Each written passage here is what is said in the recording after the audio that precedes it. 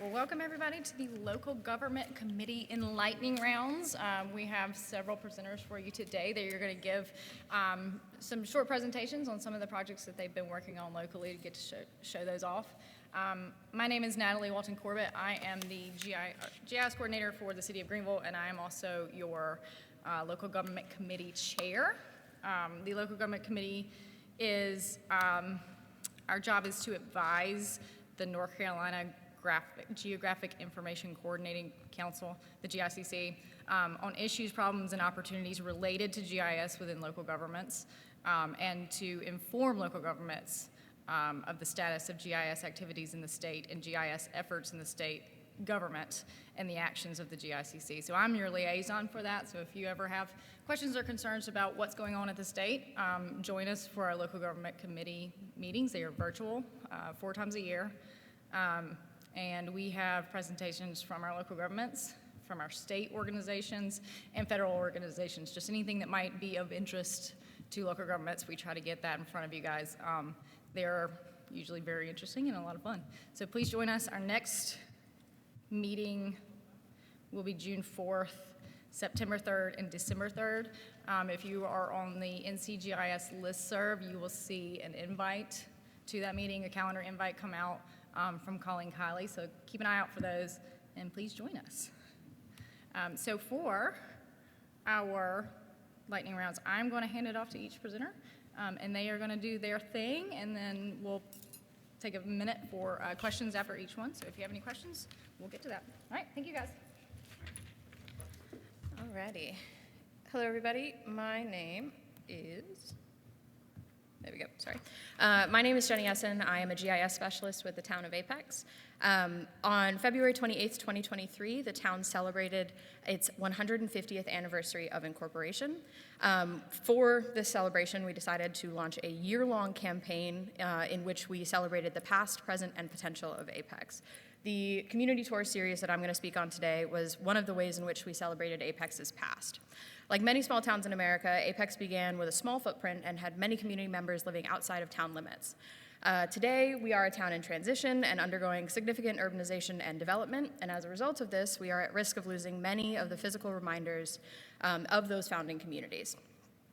Initially, the Historic Subcommittee had a primary goal of creating banners that reflected our history. However, we soon realized that there was significantly more history than could fit on any of our banners, and so the Community Tours Project was born. The Community Tours Project went through a series of evolutions because it started as a self-guided walking tour that current community members could do on their own time.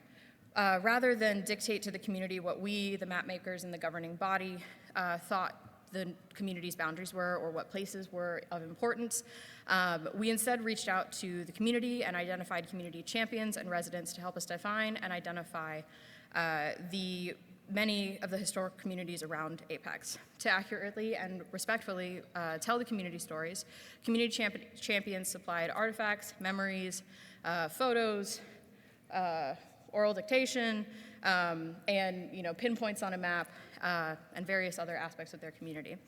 While gathering this information, we realized that many of our tours encompassed areas that were either going to be too large or just didn't have the physical infrastructure to have a physical walking tour.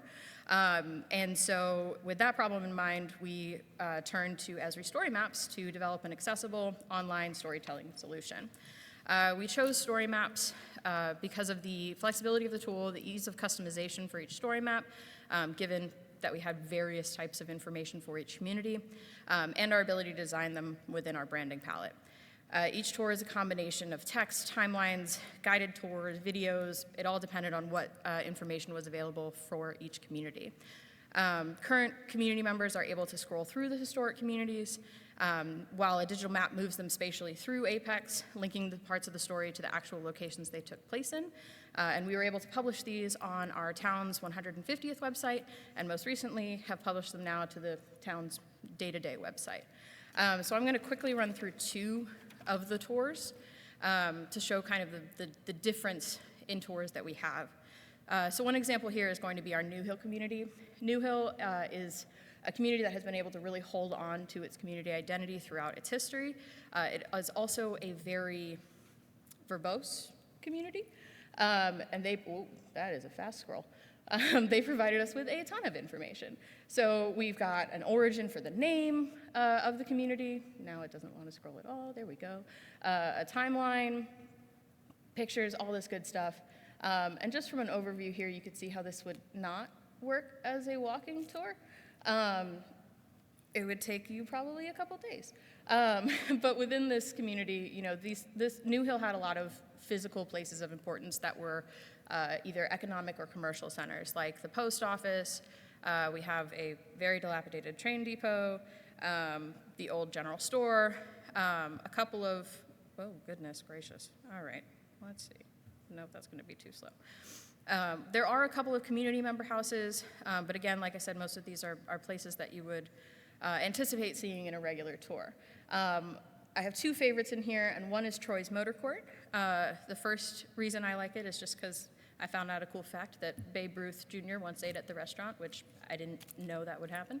And then also because this was an opportunity to show some cool lore of the communities in that apparently it's rumored that Bonnie and Clyde spent a night at this house.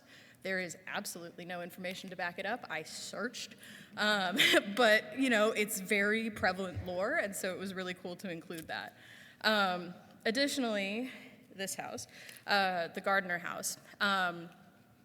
Miss Margaret Bright was daughter of CJ and Sarah Bright, lifelong resident, lived in this house, and I had seen her name mentioned in numerous of our community tours, but really as like a side character. And so in like trying to figure out like why was she mentioned in all these different places, I was able to find out that she was a graduate of Meredith College. She also was a faculty member at Meredith College. Oh, and now I'm zooming out. All right. I promise I know technology. And then the really cool part for me was finding out that she actually was the first caretaker of the Meredith College class dolls, and now the dolls are displayed in a gallery that is named after her. And I was able to find this out through cemetery records, through newspaper articles, and a whole slew of other historical artifacts. And so it was just a really cool experience to kind of tie all these different stories together. Again, you can see some more pieces in here. And then finally, you know, we were able to tell the story of some communities that don't necessarily get as much attention in our community, specifically around the Stewart family, who were huge members of both the Friendship community and the neighboring New Hill community. On the complete opposite end, that's not mine, that is. On the complete opposite end of the spectrum, we have the WAPS community. So this community is basically non-existent at this time. The community members have left. Their physical structures are gone, and it's basically been redeveloped into a new subdivision, as you can see over here. And so we had to work really closely with the remaining community members and community champions to really try to look at historical satellite imagery to figure out, you know, where is this kind of crossroad that you're talking about? What kind of looks like the house that you mentioned?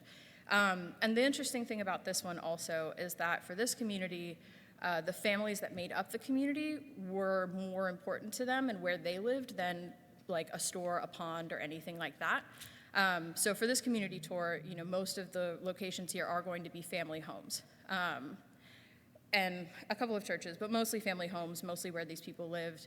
And being able to tell a little bit of their story throughout all of this. This one also is one that has a lovely video embedded. And then going down further, you can see, like, again, they really cared about the families that were a part of this community.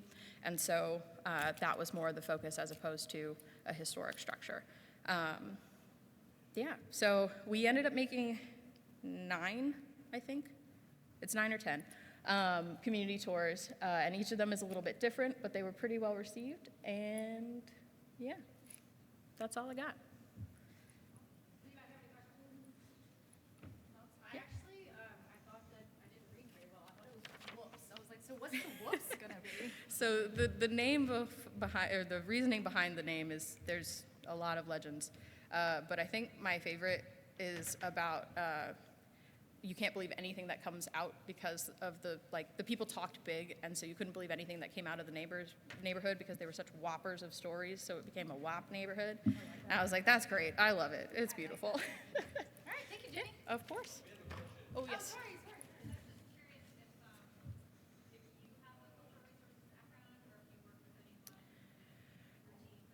Yeah, so I do not. I was brought in kind of late to the game because they thought it was going to be walking tours, and then about 2 months before they were due, they said, "Uh-oh." And so I was given sort of the collections and went from there to do a little bit of research there, but I do not have a cultural preservation or library sciences background. Yeah. All right.